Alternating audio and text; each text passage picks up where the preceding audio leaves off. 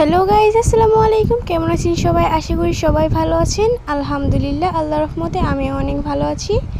তো আপনাদের সামনে চলে আসলাম আরেকটা নতুন ভিডিও নিয়ে। তো এই যে দেখতে পাচ্ছেন, এগুলো হচ্ছে পুঁই শাকের পাতা। তো আজকে আপনাদের সাথে নতুন একটা রেসিপি শেয়ার করতে যাচ্ছি।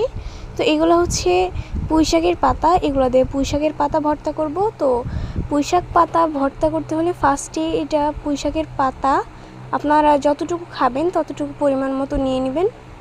নেওয়ার পরে সেগুলো ভালোভাবে ধুয়ে কুচি কুচি করে কেটে নেবেন। তারপরে হচ্ছে একটা মানে তাওয়াতে একটুখানি তেল দিয়ে নেবেন। তেল দেওয়া হয়ে গেলে এর মধ্যে তেলটা যখন একটু গরম হয়ে আসবে তার মধ্যে দিবেন কাঁচা জিরা। আসলে আমাদের কাঁচা জিরা ছিল না, সেজন্য জিরার গুঁড়া দিছিলাম।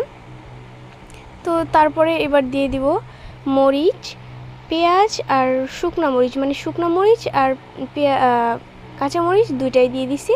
তো শুকনো মরিচ দেওয়ার পরে এত পরিমাণে ঝাল উঠতেছিল, আমার হাতে এসে তেল পড়তেছিল। তো এই তো দেখতে পাচ্ছেন, ওর ওপরে আমি একটু হলুদ দিয়ে দিছি। তো এটা ভালোভাবে আড়াই নিতে হবে, আর একটু লবণ দিতে হবে। লবণ না দিলে কখনোই পেঁয়াজটা আড়বে না। তো যতটুকু তেল আছে এর মধ্যে আর একটুখানি তেল দিয়ে এর মধ্যে এখন যেই পুঁই শাকের পাতা ছিল সেই পাতাগুলো আমি সুন্দরভাবে ভেজে নিব। আসলে মানে সুন্দরভাবে ভেজে নিলে এগুলা যখন আমি বাটবো পাঠাতে তখন সুন্দর হয়ে ব্লেন্ড হয়ে যাবে, আর নয়তো কাঁচা কাঁচা একটা ভাব থাকবে। আর কাঁচা কাঁচা ভাব চলে যাওয়ার জন্য এখানে একটু পরিমাণে হলুদের গুঁড়া এবং লবণ দিয়ে নিব। তো আমার এই রেসিপিটা আপনারা সবাই বাসায় ট্রাই করে দেখতে পারেন খাওয়ার জন্য। আসলে এটার স্বাদ কিন্তু অনেকটা বেশি ছিল। তো যাই হোক, আমি কথা না বাড়িয়ে কাজ শুরু করি। তো দেখতে পাচ্ছেন হলুদ দিয়ে দিলাম। তারপরে হলুদ দেওয়ার পরে একটু লবণ দিব, দিয়ে ভালোভাবে আড়িয়ে নিব। তো আড়ানো হয়ে গেলে এগুলো সব নামাই নিতে হবে।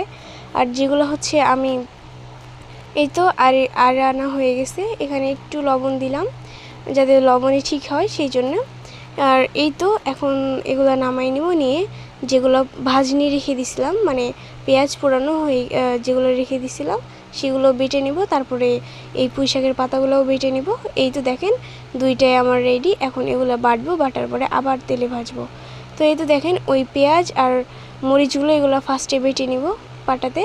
তো এই তো বেটে নেওয়া হয়ে গেছে। এবার বেটে নিব পুঁই শাকের পাতা। তো এই পুঁই শাকের পাতাগুলো দেখেন অনেক সুন্দর দেখা যাচ্ছে, রঙটা অনেক সুন্দর আসছে। তো দেখা যাক। এই তো দেখেন আমার যখন বাটা হয়ে যাওয়ার পরে এখানে একটু তেল দিয়ে নেব। তেল দেওয়ার পরে এবার ওই পাঠাতে পিসা যেগুলো মানে ভর্তা ছিল সেগুলো আবার তেলে একটু নেড়ে নিব। নিয়ে নেওয়ার পরে রেডি হয়ে